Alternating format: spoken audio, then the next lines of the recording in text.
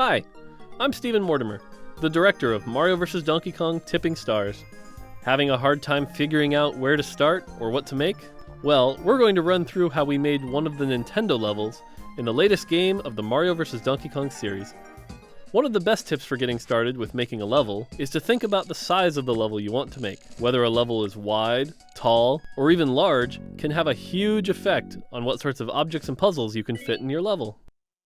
Thinking about a background first can also help you decide what types of items might fit in your levels.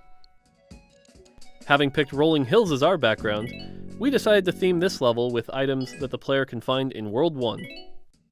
Being a small level, we use Circus Kong, as it acts as an interesting way to send minis vertically. Unlike a pipe or a ladder, you can use Circus Kong to reach multiple different levels above it. We also decided to use red girders as our main interactive object. Which interactive objects you decide to use will greatly affect how a level is played. Here's another tip. Playtest things as you go. This helps make sure you don't create something that doesn't work the way you were intending. This can prevent you from having to redesign a large portion of your level to fix something that didn't work out later.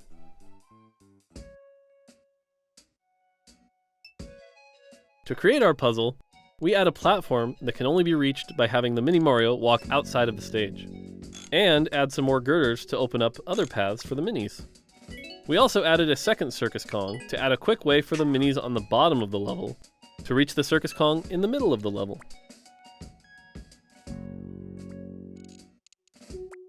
Having decided what objects to use and a puzzle to focus on, we start to build a general layout in the level and start mapping out the paths through the level that the minis can take. Another tip, having one or two puzzle elements to focus on, and a set of objects you want to use, can make it easier to create a level, as it gives you something to work around and build the rest of the level with.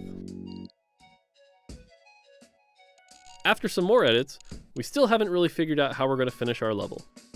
Well, another benefit of Circus Kong is that it can act as an obstacle that you need to figure out how to get by. Since we already have a Circus Kong blocking the door in this level, trying to figure out a way to get by it seems like a great way to end it. A good tip to remember is that there are always multiple ways to achieve the same results. Experiment and try out different objects to see which one works the best in your level. To create our slope, we add some rivets that will allow us to slide into and knock out the Circus Kong at the end of the level. After a few more edits, and another round of testing, it looks like we have a fully playable level. Well, not quite. We didn't add enough girders to be able to finish the level with our current design. Another good reason to remember to playtest things as you go.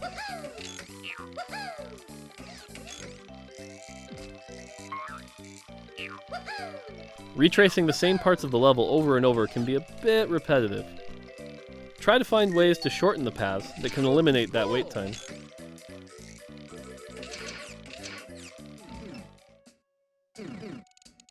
To help shorten our path, we decided to add a split pipe to the level, which is a great way to transport the minis from one part of the level to another part quickly, without taking up a lot of space.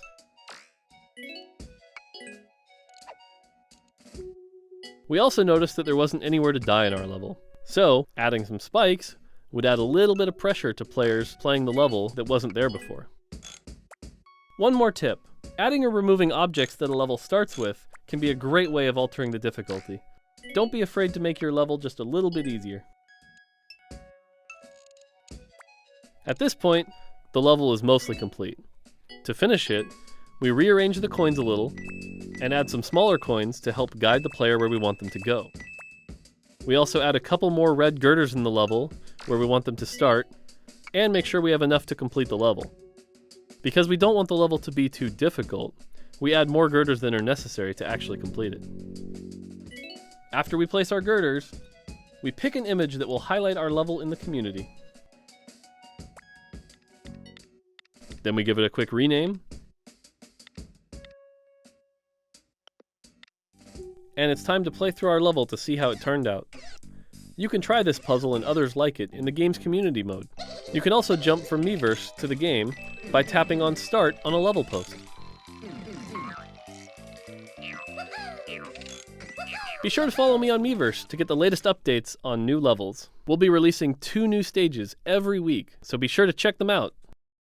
Now, it's your turn to make a level and upload it onto Miiverse. Get creative. We can't wait to see what you guys come up with.